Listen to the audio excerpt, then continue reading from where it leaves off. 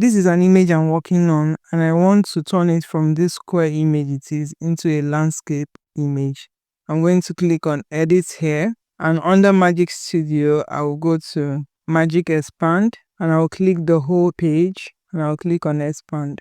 Now we have the expanded image. You can go through all the options you have. If you like what it generated, you can click on done when you've selected the one you want, or you can click on generate new results. So I'm just going to click on done. I have this image here, and I want to edit the background and also edit the foreground. I'm going to click on edit, and when you look at here, it says selected areas. So the areas that are selected are all. I can either use a click to click on which part of the place I want to edit, or use brush to brush over where I want to edit. But what I'm focusing on is adjusting the foreground and the background. So let me start with the background. I'm going to click on adjust, and I can reduce the brightness of the background, take the shadow down further, the highlights, and just play around with this to see how to edit the background into what you want it to look like. I think I like it the way it is, and I'm going to go to the foreground. You can play with these adjustments here. If I take the highlight up and I take the shadow, I'm going to take the sharpness further. Yes, once you're done adjusting how you want your image to look like, you just close this out and it will apply your edits to your image. I have this image and I want to change the dress color she's wearing, or probably her hair color. I'll go to edit. Under Magic Studio, I'll find Magic Edit, and here it's on brush. You can brush over where you want to add or change something, but I'm going to use the click. I like the click when I'm doing any of this, so it has highlighted things that are clickable here. I'm going to click on her, and I said change dress to royal purple, and I'll click on generate. So it gave me 4 options to pick from, and you can go through each of them to see what they look like and see which one best serves you. And if you don't like the dress color, you can still change it further or generate again, but I'm happy with what it got me, and I'll click on done. I have this image and I want to take out this flower pot here. I'll go over to edit, and I'll click on Magic Eraser. You have the brush option, the click option, the foreground option, and text option also. But I'm going to take my cursor to the click. I'll click on this and click on this. So these are the things I want to take out of the image, and I'll click on erase. You see it has taken out the flower pot, but it's left some stains. I'll change my pointer to brush, and I'll brush over the stains, and I'll click on erase.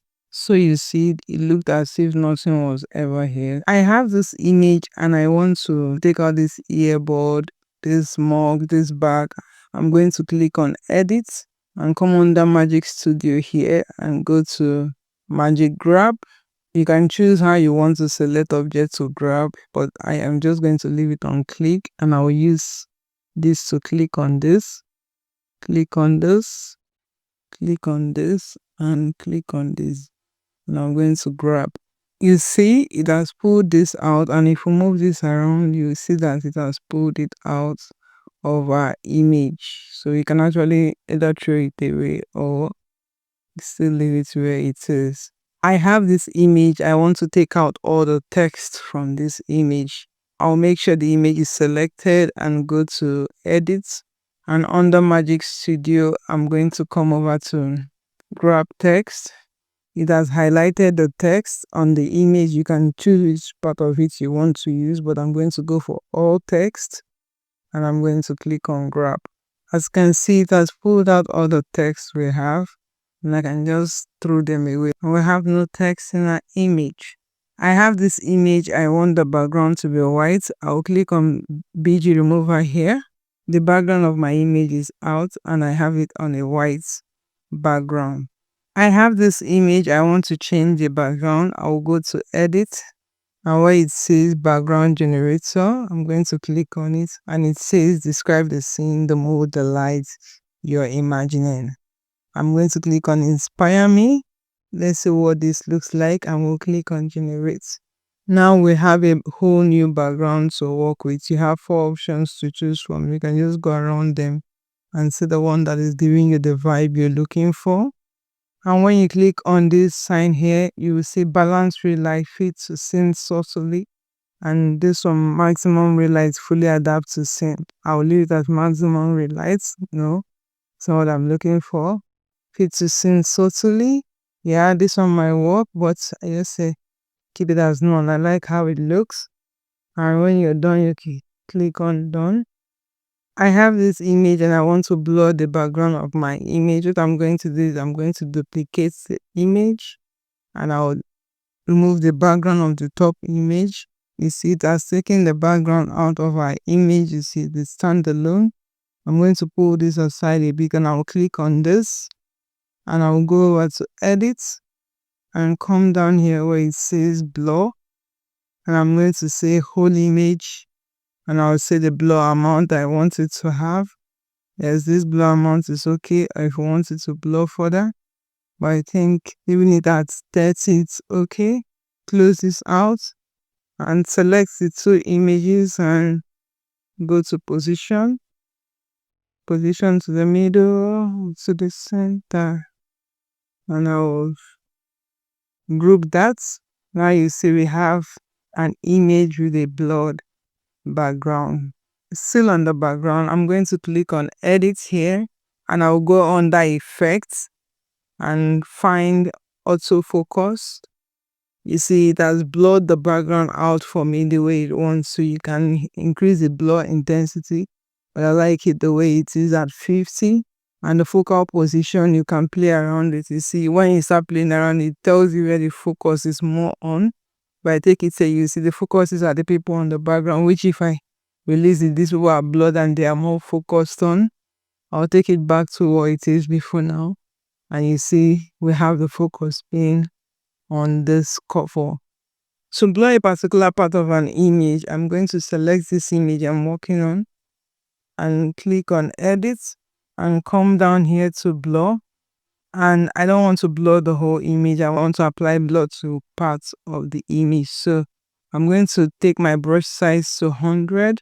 I'll leave the intensity also as 100. And I'll take my brush size on her face like so to cover her face like a bride review or something. Now that I'm happy with the blur I've applied, I'm just going to click out and I have her face blurred. Another way to edit your photo is applying the dual tone. I'm going to select this image I'm working on and I'll go to edit and I'll come down under effects and you see dual tone. I'm going to select a custom dual tone, but you can use any dual tone of your choice. I like the contrast feeling it gives to image, and you can play around with colors here. And if I take this color to red, you see this witchy vibing, goofy feeling it's giving. I like it. And if I duplicate this image, say I want a duplicate and I take out the BG from it and I click on none, so you see this image is not the one we did before now. And I take it to the side like so. And I decide to apply a different style of, yeah? What do you think? This gives your image contrast and it's beautiful. You can also play around with the colors for any of these dual tone you pick. It gives you the option to edit the colors in your image. You see all this fine dual tone. But I particularly like the custom for some reason. And I will leave it like so. You see this vibe it's giving. Another way to edit your image is to apply filters. I'm going to select this image I'm working on. I'm going to go to edit. And under here, you will see filter. I'll click on select all. And you have a bunch of filter here on Canva to work with. When you start looking at them, it gives you a preview of what your image will look like this. If you click on any one, and you can control the intensity from how the filter looks like on the image. And if you want this newspaper-ish ink vibe, this is where to get it from. And you control the intensity also from here. I want to apply shadow, outline, and glow to my images. What I'm going to do first is to remove the backgrounds of my images.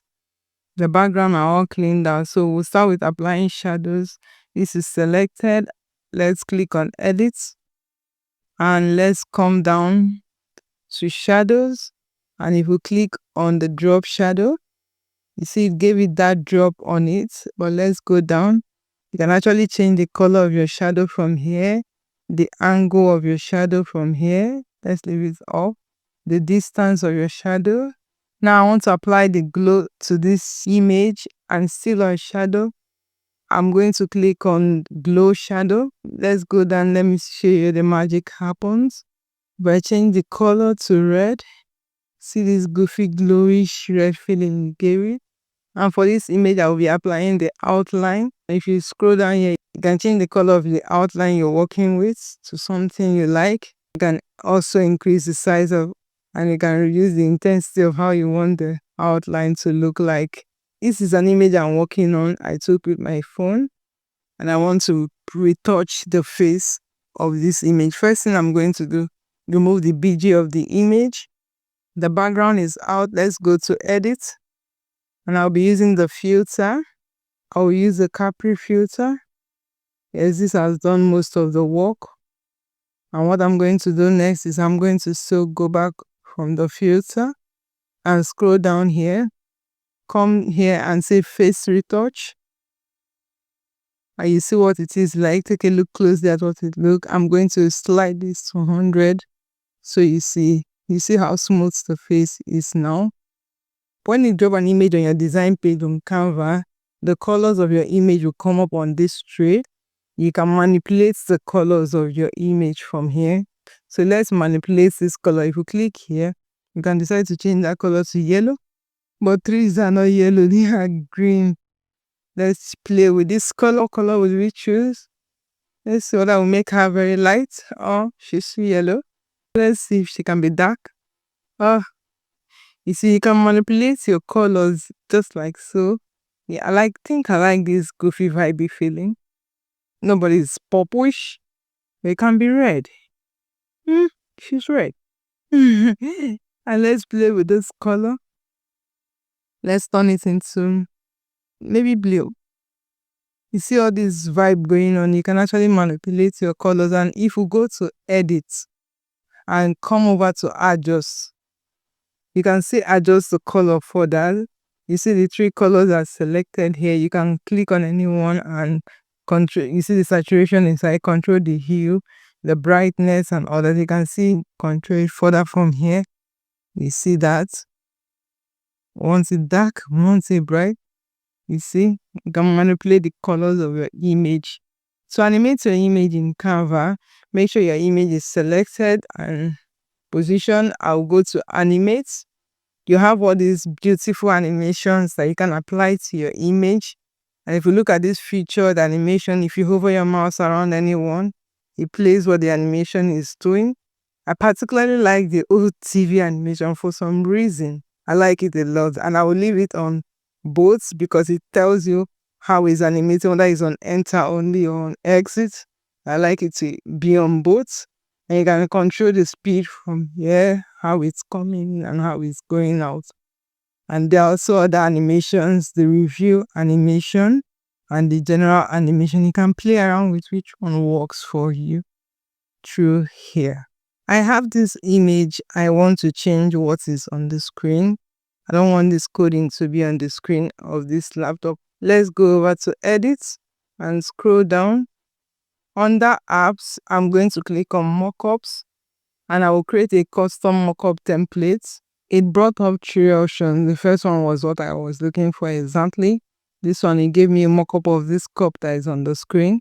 And this one, it gave me a mockup of the back of the dress. But I'm going to leave it on the first one and click on confirm. And you see, we have our mockup template ready for adding images to it. So I'm going to click on this, my uploads. I'm going to add an image I want to be on the screen. Let me drop this image and just drag it like so. You see, and if we collapse this, if an editing point I want to still edit this image further, I'm just going to make sure it's highlighted and go to edit, and I can play around with how this is positioned on the screen. You can do smart crop, you can fit it or fill it. We can also flip the image and you can detach it if you want to. Once you're done, you click on apply changes. To create a photo collage with your images, let's go over to design and search for photo collage. You will see a lot of options of collage that will come up depending on the document type you're working with. The document type I'm working with is a YouTube thumbnail. That's why you see all this collage with text on them. And you can see 2 photo collage, photo grid, 4 photo collage, 3 photo collage, 6 photo collage, family photo collage. Let's go to collages. And if you like any of this collage, we just select it and it opens up also more interface. You can see more like this collage. Let's start pulling in the images we want into the collage. I'm going to pull this one in here. Let's throw this away and throw this away too. And let's take this one here. Let's take this young lady here. We have our collage image. I'm going to kick this one out. You can rewrite the text if you want to, and you can double tap on any image to position it how you want it to look and click on done when you're done with that. To add image to frame, let's go to elements and go to frame, and we'll have frames, mockups, graphics and all that. And if you pick up this frame, you can click on the image you want to add on the frame and drag it into the frame. You see the image is inside the frame now, and I can also put that up to be white so you see what is going on here. There's a thing to know that frames are also shaped. When you add an image into the frame, it takes up the shape of the frame. Another way to edit your image is by using the image cropper. Let's go to edit, and under apps, if you scroll here, you will see the image cropper. This is our image, and you have all these shapes you can crop your image into to look like. And if you click on see all, these are all shapes you can put your image into. I particularly like this one, and you see what's going on here. You can zoom into it to see specific parts you want your image to be positioned, so you can move it around like so. And once you're done, you click on add to design. Yeah, and if you click on the one we had before and delete it, you see what our image looks like. It has cropped it into this shape. Another way to crop an image is by selecting the image and clicking on crop here. And you have all these options to crop into forms that you want it to be. Maybe I want this to be in a 9:16. I'll click on it. It gives me this crop option. Or I want 4:5. Or I want 3:4. Whichever way you want to crop your image, you have the options to crop it from here. You can also use these edges to crop it also. You can use this part to crop the image into how you want it to look. When you come to your Canva homepage, Canva now has a dedicated document for editing photos. So this is the photo editor. Let's open that. Now you have all these new things Canva has added that you can do. I've shown you the auto select, the background generator, the background remover, the magic eraser, the crop, the grab text, the magic grab, and the blur. But this is the one we've not talked about, which is what we'll talk about now, perspective correction. Let's click on that and let's use this image to see how it works. It will open up this interface for you. If you remember when we were cropping, this perspective correction is under the crop here. But when we open the crop in the editor, we weren't able to see the perspective under it. And now from here, you see where it says perspective. You can start to pull your image how you want it to look like. You see it's in perspective now. And let's see how it will look when we take it this way. Play around with that. This is how it will look. And if you want to take it, you just play around with different perspectives. Let me take this here. Let me take this one to come down a bit.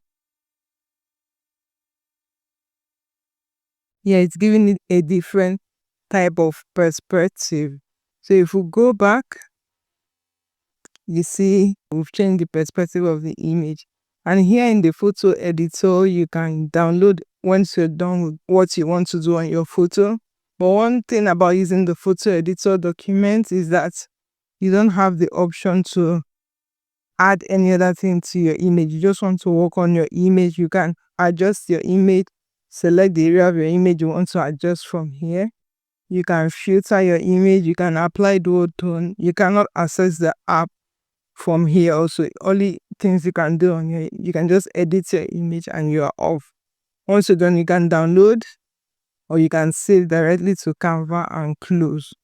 If you want to add things more to this image, you're going to click on create a new design. Now you see the image is opened in the editor. All the same thing I talked about is here. But if you go to crop, like I said earlier on, you can find the perspective from there. Let me close this out. Select the image and go to edit again. And you see all the options of the things. Now you have the apps also here to work with.